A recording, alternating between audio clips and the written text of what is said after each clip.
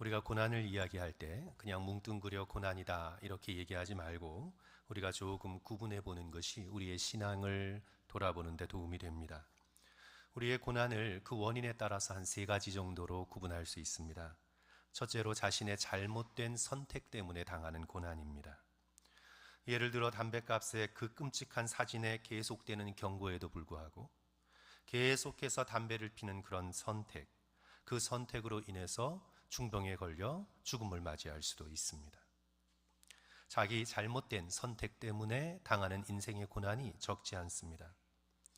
운동해야 하는데 운동하지 않고, 불량한 친구들과 어울리지 말아야 하는데 어울리다가 악한 길에 빠지게 되고, 도박은 손도 대지 말아야 하는데 손대다 중독에 빠져 폐가 망신하게 되고, 주어진 일도 가정을 돌보며 절제하며 일을 해야 하는데 일만 하다 아내와의 관계, 자녀와의 관계가 다 깨지게 되고, 고난의 많은 경우는 우리의 어리석고 잘못된 선택에서 비롯된 경우가 있습니다. 둘째로 인간이기 때문에 당해야 하는 고난입니다. 우리의 선택과 상관없이 인간이기 때문에 우리가 노출된 고난이 있습니다. 삶의 보편적 고난이죠. 아무리 애써도 피할 수 없는 고난이 우리에게 있습니다. 사고가 그렇죠. 어떤 사고나 질병, 그런 것들이 그렇습니다. 질병은 애써 피하려고 해도 인간이기 때문에 피할 수 없이 다가오는 것입니다. 특별히 노년의 질병은 더욱 그렇습니다. 지난 6월 워싱턴 DC에서 여객기와 헬리콥터가 공중 충돌했죠. 상상이나 했겠어요. 내가 어찌할 수 없는 사고 때문에 당하는 고난이죠. 물론 조종사들이 실수한 선택은 있지만 거기 안에 타고 있었던 사람은 자신의 선택을 넘어서 있는 그런 사고의 결과입니다. 인생을 살며 당하는 많은 고난이 우리가 인간이기 때문에, 인간으로 태어났기 때문에 당하는 고난들입니다. 불교에서 인생을 고해라 했을 때 바로 그런 의미입니다. 그런데 이런 두 고난과 구분되는 마지막 고난이 있는데 그것은 의로운 고난입니다. 예수님 때문에 당하는 고난입니다. 예수님을 위하여 내가 당하는 고난입니다. 예수 그리스도를 사랑하는 마음을 품고 살다가 다른 사람을 살리고자 당하는 고난입니다. 선을 행하다가 내가 겪게 되는 고난입니다. 의로운 고난입니다. 구약의 요나단이 당했던 고난이고 신약의 스데반이 당했던 고난입니다. 성경이 증언하는 가장 의로운 고난은 바로 예수 그리스도께서 우리를 위해서 당하신 고난입니다. 오늘 고린도후서 4장에 사도 바울이 말하는 고난은 우리가 여러 가지 면에서 이 말씀을 다 적용해서 그 말씀에 은혜를 받는 것은 아무 문제가 없어요. 괜찮아요. 그런데 오늘 사도 바울께서 고린도후서 4장에서 말하고 있는 고난은 세 번째에 속하는 고난입니다. 그 고난은 의로운 고난입니다. 예수님을 믿기 때문에 당하는 고난입니다. 선을 행하다가 내게 찾아온 그런 고난입니다. 8절과 9절 보시면 우리가 사방으로 우겨쌈을 당하여도 쌓이지 아니하며 답답한 일을 당하여도 낙심하지 아니하며 박해를 받아도 버린 바 되지 아니하며 거꾸로 뜨림을 당하여도 망하지 아니하고, 네로 황제나 도미티아누스의 황제 때뿐만 아니라 그들은 일상 속에서도 사회, 경제, 문화적 차별과 괴롭힘을 당하며 신앙생활을 해왔습니다. 기독교인들이 황제를 숭배하지 않는다고 로마 제국을 저들은 혐오하는 자라고, 오늘날로 말하면 반국가 세력으로 낙인 찍혀 오해당하고 핍박당했습니다. 상인조합에서 배제가 됐습니다. 성도 여러분, 옛날 한국에서 오늘날까지도 어쩌면 그럴 거예요. 업협동조합이라면 돼지 머리를 놓고 고사 지내고 술 마셔야 하지 않습니까? 그런데 로마의 기독교인들은 우상 숭배를 거부했잖아요. 그러니 길드에 속한 그런 제의를 거부한 거죠. 길드에 속한, 길드의 안정과 번영을 위한 그런 제사를 거부한 거니까 상인조합에 참여할 수 없다고 배제되고 경제생활에서 배제되는 거죠. 성도 여러분, 한번 상상해 보십시오. 여러분이 야채 장사를 하는데 길드에서 야채를 공급해 주지 않습니다. 여러분들이 생선 장사를 하는데 그 협동조합에서 생선을 주지 않아요. 이 사람에게 팔질 않아요. 어떻게 장사하나요?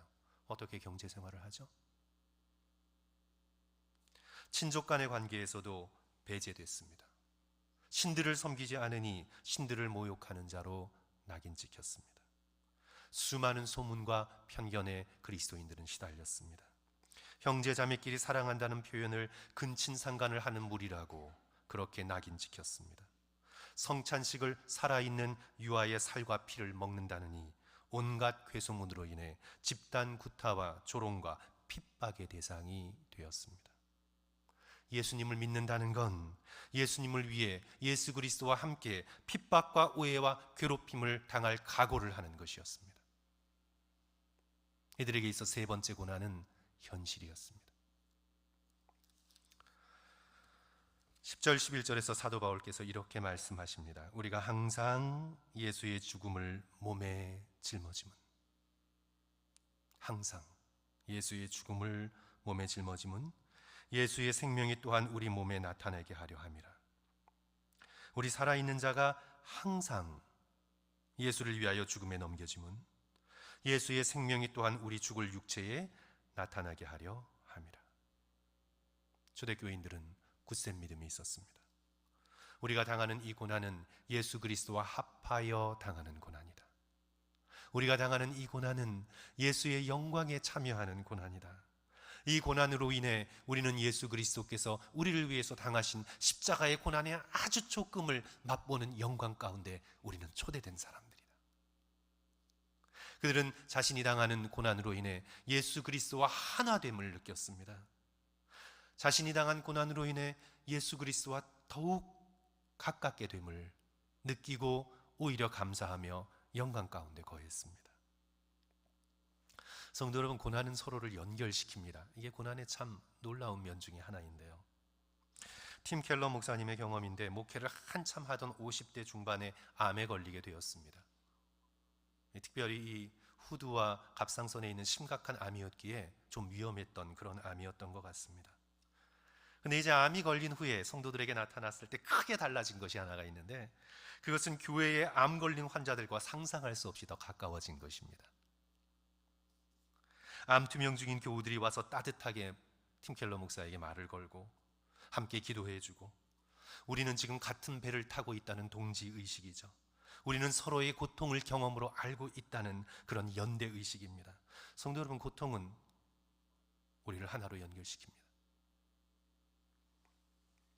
몰로카이의 성자 다메인 신부가 나병에 걸리기 전에는 나병 환자들이 그를 외면하고 그에게 뭔가 얻을 것이 있어서 다가가긴 했지만 마음을 주지 않았는데, 이 다미안 신부가 나병에 걸리자 비로소 나병 환자들이 마음을 활짝 열기 시작합니다. 저는 우리와 같은 고난을 당하고 있다.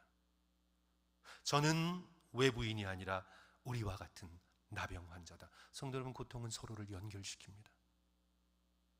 초대교인들은 예수님을 위해 예수님 때문에 당하는 고난으로 예수님과 하나가 됩니다. 고난당하기 이전과 비교할 수 없는 예수님과의 깊은 하나됨을 자신이 당하는 고난 속에서 경험합니다.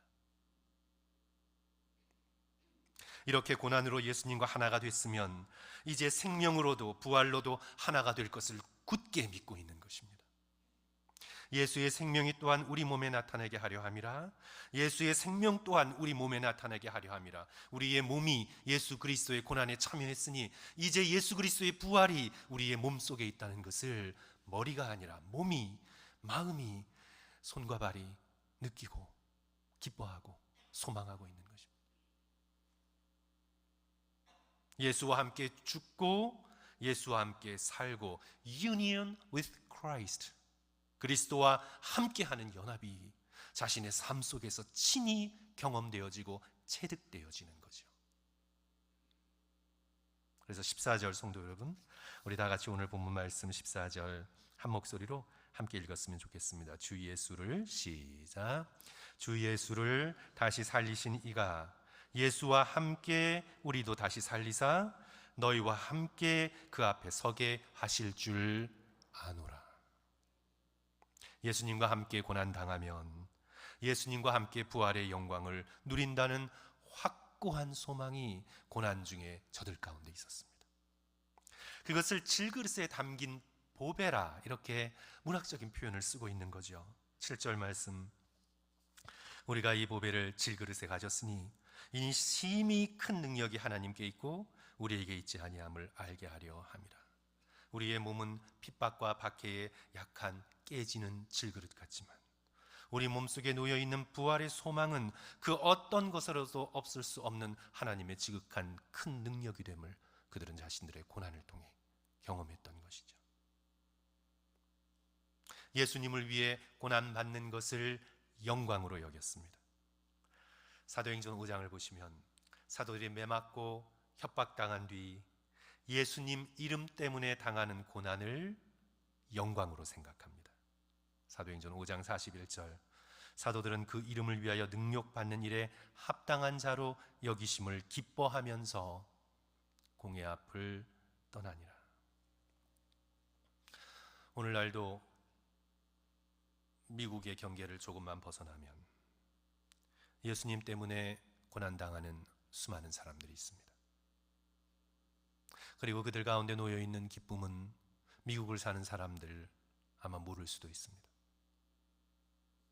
2014년 9월 12일 사에드 아바디니 목사님이 감옥에서 딸 레베카의 8살 생일을 축하하는 편지를 씁니다. 이 아베디니 목사는 예수 그리스도의 복음을 이란에서 설교했다는 이유, 그 이유 단 하나만으로 감옥에 3년째 갇혀 있는 중입니다. 감옥에서 딸에게 3번째 쓴 생일 축하 편지죠. 사랑하는 딸 나의 레베카에게 8번째 생일을 진심으로 축하한다. 너는 정말 빨리 자라고 있고 날이 갈수록 아름다워지고 있어.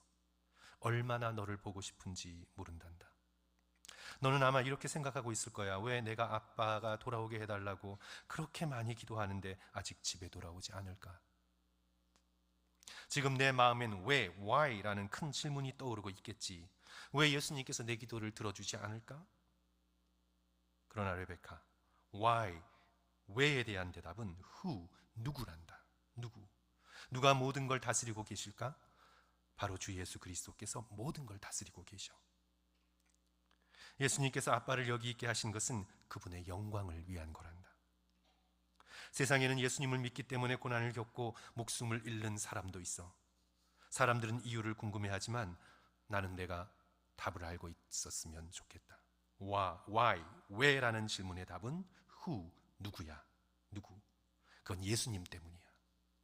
예수님은 모든 대가를 치를 만큼 충분히 가치 있는 분이야. 감동적인 편지죠. 8살 난 아이에게 예수님을 위해 당하는 고난의 영광을 너무나 아름답게 설명하고 있습니다. 사랑하는 성도 여러분, 저와 여러분이 인생을 살며 당하는 고난 가운데 우리들의 고난, 그냥 고난이라고 우리는 그냥 말하잖아요. 그런데 우리가 이 땅을 살아가며 당하는, 저와 여러분이 당하는 우리의 고난 가운데 예수님을 위하여 예수님 때문에 당하는 고난이 있었으면 좋겠습니다. 인생은 어차피 고해라 고난을 피해갈 수는 없는데, 그러나 우리가 당하는 고난에 예수님을 위한 고난, 예수님 때문에 내가 손해보고 당하는 고난이 있기를 주님의 이름으로 간절히 축원합니다. 나의 잘못된 선택 때문에 당하는 고난 말고, 인간이기 때문에 노출된 질병, 사건, 사고에 당하는 그런 고난 말고, 내가 예수님을 믿기 때문에, 내가 예수님을 사랑하기 때문에, 그 예수님을 위하여 내가 손해보고 내가 억울한 일을 당하고 내가 이 땅 가운데 예수님 때문에 당하는 고난의 흔적이 저와 여러분의 몸에 있었으면 좋겠습니다. 예수님을 위해 열심히 섬기다가 당하는 고난, 예수님을 사랑하는 마음을 품고 사람들에게 선을 행하다가 당한 손해와 피해, 예수님이 사랑하시는 한 영혼을 위해 붙들고 흘린 눈물, 성도들을 섬기다가 당한 마음의 상처, 아픔들, 헌신의 수고와 땀과 눈물들, 예수님 위해서 당하는 고난이 저와 여러분의 삶 속에 있기를 주님의 이름으로 간절히 축원합니다. 요한계시록 21장을 보시면 예수님의 재림 때 이루어질 놀라운 장면 중에 하나가 하나님이 그들과 함께 계시리니 그들은 하나님의 백성이 되고 하나님이 친히 그들과 함께 계셔서 모든 눈물을 그 눈에서 닦아주시니. 하나님께서 우리 눈의 모든 눈물을 닦아주신다. 그러나 사랑하는 성도 여러분, 하나님께서 그리스도께서 우리 눈의 눈물을 닦아주시려 하는데 흘린 눈물이 없다면, 특별히 하나님을 위해 내가 눈물 한 방울을 흘려보지 못했어요?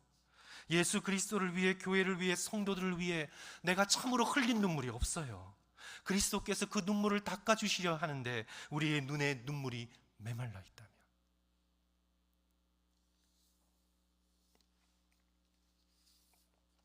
전해져 내려오는 이런 이야기가 있습니다. 어느 날 사탄이 사람들 사이에 위장하고 나타나 자기가 재림한 그리스도인 척하고 돌아다닙니다. 고린도후서 11장 14절 보시면 사탄도 자기를 광명의 천사로 가장한다고 기록되어 있으니 위장의 천재인 사탄이 자신을 그리스도로 가장하게 됩니다. 적 그리스도죠, 그렇죠? 그의 말투가 온유하고 설교도 너무나 잘하고 기도도 능숙하게 너무나 아름다운 표현을 쓰고 거기다 기적도 행하여 많은 사람들이 진짜 재림주 그리스도인 줄 알고 속아요. 이야기예요. 너무 심각하게 듣지 않으셔도 돼요. 그런데 경건한 한 노인이 있었는데 다가와 그리스도인 척하는 사탄에게 물어요. 당신이 그리스도라면 제게 손을 보여주세요. 손을 본 노인이 단호하게 말해요. 당신은 그리스도가 아니요. 사단이 놀라며 물어요. 왜 그렇게 생각하는가? 대답하기를 그대의 손에는 상처가 없어. 우리를 위해 십자가에 못 박힌 상처가 없어. 진짜 그리스도라면 두 손과 두 발 옆구리에 상처를 영원토록 지니고 계십니다. 부활하신 예수 그리스도께서는 상처를 지니고 계셨어요. 우리를 위해 영원히 간직하신 십자가의 상처, 다른 상처들은 부활 때에 없어지겠죠. 그러나 우리를 위해서 당하신 십자가의 구속의 상처, 그 상처는 영원히 간직하고 계세요. 그 상처가 없다면 그리스도가 아니죠. 저는 참된 그리스도인들도 마찬가지라고 생각합니다. 참된 그리스도인이라면 그리스도를 위한 고난의 상처가 있어야 될 줄 믿습니다. 그러나 우리의 손과 발은 너무나 자신만을 위한 삶을 살아오지 않았습니까? 나의 손에 섬김의 상처가 있습니까? 그리스도를 향한 희생의 상처가 있나요? 흐르는 눈물을 닦은 그런 자국이 있나요? 예수님을 위해, 예수님 때문에, 예수님을 사랑하기에 내가 간직한 상처가 그리스도 앞에 드러나게 될까요? 사랑하는 성도 여러분, 오늘 우리는 예수 그리스도의 십자가의 고난을 생각하면서 동시에 내가 그리스도를 사랑하기에 당한 고난이 나의 인생 가운데 있기를 간절히 소망하는 저와 여러분이 되었으면 좋겠습니다. 그리스도의 고난을 내 몸이, 내 마음이 가졌다는 것을 영광스럽게 생각하고 그것을 소망할 수 있는 저와 여러분이 되었으면 좋겠습니다.